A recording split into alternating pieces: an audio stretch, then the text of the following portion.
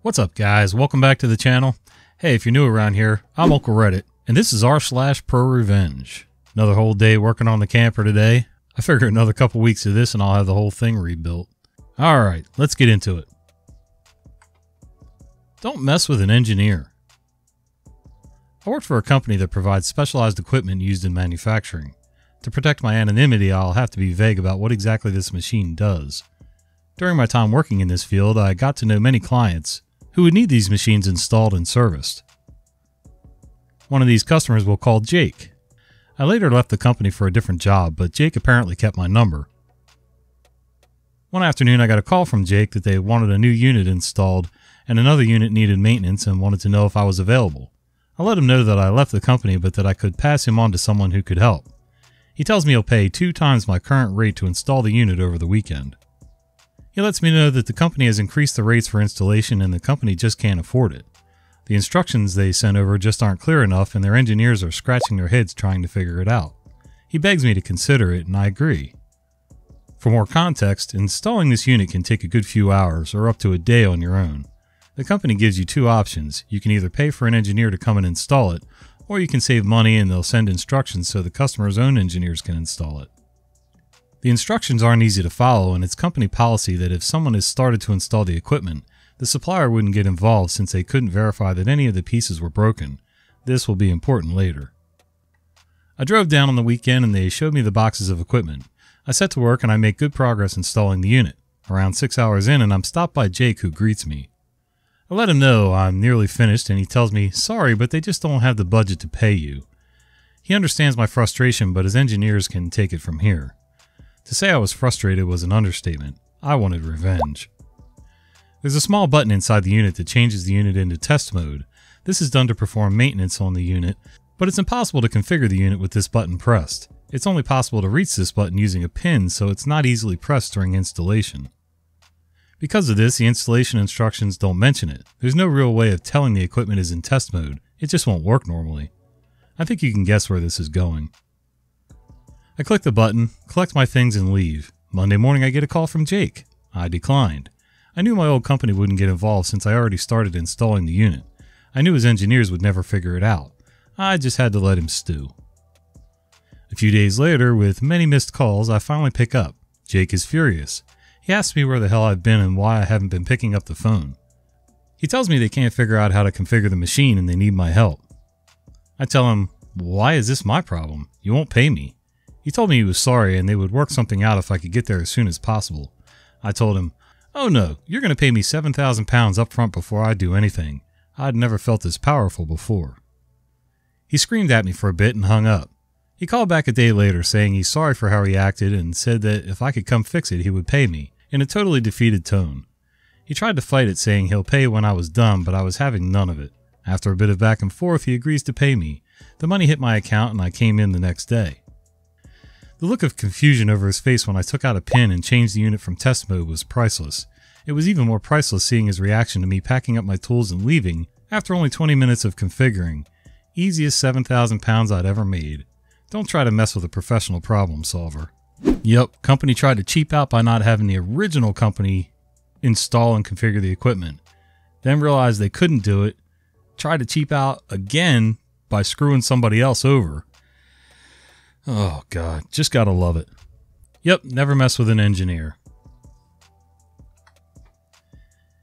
You didn't get it in writing. No, you.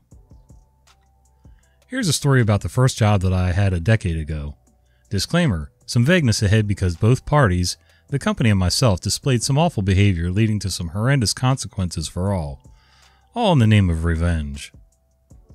So I was a new but qualified recruit in a small team that was working with a very large client and stakeholder in the company. Despite my skills, it was my first real job fresh out of grad school, so I was inexperienced with office politics, contract law, power hierarchies, etc. The clients had given us an almost impossible task to prototype a complex solution to a technical problem that they had. As the only one in the team with the relevant expertise, the burden quickly fell on me to deliver alone while the others essentially managed.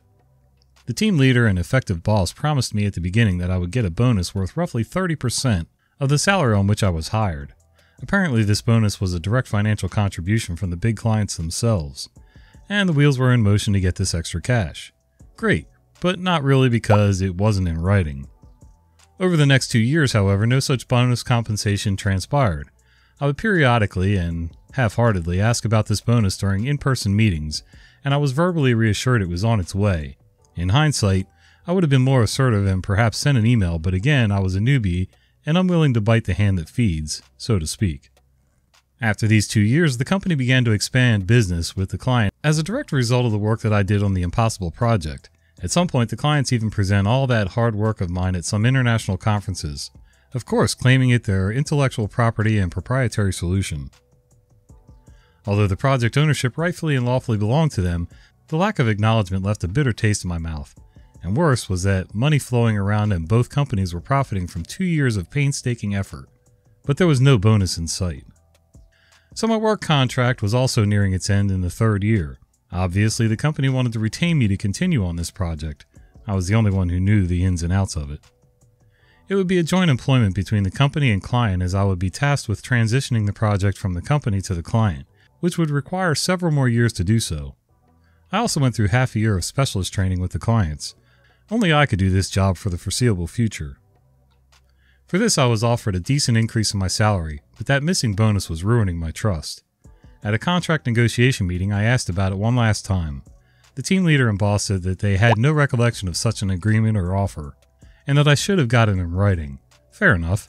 Some lessons are learned the hard way.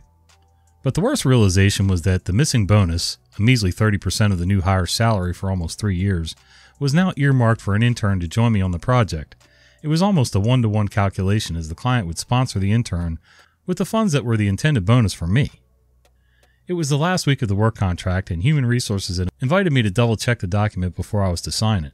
Of course, given all the time, money, training, and resources invested in me continuing on this project, and my very real eagerness to do it, it was assumed that I would be here for the long haul and the work contract was a formality. So what happened next is something that I do not recommend that anyone try at home, or work for that matter. It was a moment of impulse from a reckless youth. However, I was feeling particularly vengeful about this missing bonus. My ego had been bruised because I wrongly trusted them to follow through, but I was not clever enough to get the agreement in writing. Well, Uno reverse card moment, there was also no written agreement on my end. So I had not yet signed contract. I carefully double-checked my emails and there was nothing in writing where I agreed to continue on this project, or even this job. In fact, I had just been verbally enthusiastic about the project during meetings with my boss and the clients. The first new workday rolls around when I'm officially no longer employed at the company or with the clients. I gave no notice and no warnings. I just abandoned them. On the previous day, I had left my company pager and phone in the office locker. I had to sacrifice a few personal possessions in the office desk. I logged out of the work email and messenger systems so they couldn't reach me. I'm not sure how they responded because I ignored and deflected every single communication which came my way for the following months. It was bliss knowing that I probably caused this company a major catastrophe for the next few years at least. Of course, I could not predict the consequences that they would face from abrupt and unannounced exit, but I didn't have time to care about them. I had to become selfish and I had to dip into my savings and relocate and start afresh and anew in another city far away, which was very difficult without references considering the professional bridge that I had just burnt. Hence the not recommending part, but eventually my skills began to speak for themselves. The last I heard about the company was from an ex-colleague as we reconnected on an online professional network a few years ago. Apparently the company still exists, but it's a shell of its former self as things went horribly south after I left. They lost a big client as I had anticipated. No one else had the skill set to do the work. The clients are still players in the sectors, but I have the great fortune of not having had to interact with them so far. But I could not have predicted the domino effect that followed in the company. A few more large clients followed soon after because staff had to be reshuffled to do my project. And these other clients felt neglected. Now they're downsizing and in the process of being swallowed by a competitor. From what I gather, the other big casualty of the revenge is my ex-boss developed some substance problem around this time to cope with his stress, triggered in part by not being able to contact me for months on end during a critical time in the company's expansion. Throw in a divorce too because this work stress destroyed the marriage as well. I did feel a little bit guilty when my ex-colleague explained all this, and still do. Is it enough for me to right my wrongs and write an apology or something? Not really, but perhaps I am wrong here. I'm open to suggestions. Note, This ex-boss has tried to get in touch with me a few more times some years after things went downhill, but I was too busy, so I just continued ghosting strategy. But anyway, here is to Dumbass Inc. I hope it was worth the measly bonus that I deserved. I was brought on as a new recruit and was a junior who had to lead the project from get-go. I had to work hard and learn new skills in the hours outside of work so the fat clients and middle management to reap the rewards. Not on my vengeful watch. The reason that I'm writing this is that it's somewhat cathartic. The company did some crappy things and so did I. But this missing bonus still eats me from time to time. I could have bought a house and I could have settled down in that old town. I wouldn't have been displaced for months and living with my head just above water, having to rebuild myself for a good few years following that.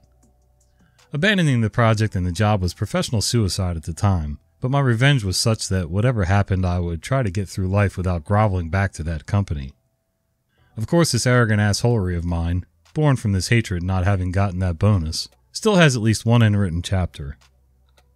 At the current workplace, where I'm also a stakeholder now, I am now proposing a new version of that old project I began a decade ago and never got a chance to see to completion.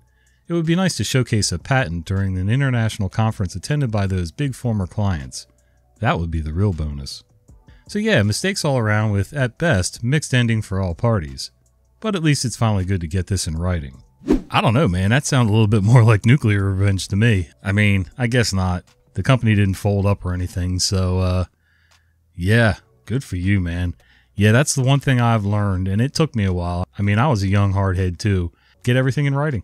Everything. Every little thing. I'll also start sending you off track with weird emails and stuff like that. Great. The email's black and white. You can go back and show that they told you to do so. If they try telling you on the phone, get them to send you an email to confirm everything. Yep, CYA, folks. Well, hey guys, I hope you enjoyed these stories, and if you did, would you do me a favor? Would you consider giving this video a like, subscribe to the channel, and maybe click that little bell icon so you don't miss the fat guy with the beard telling you stories. See ya!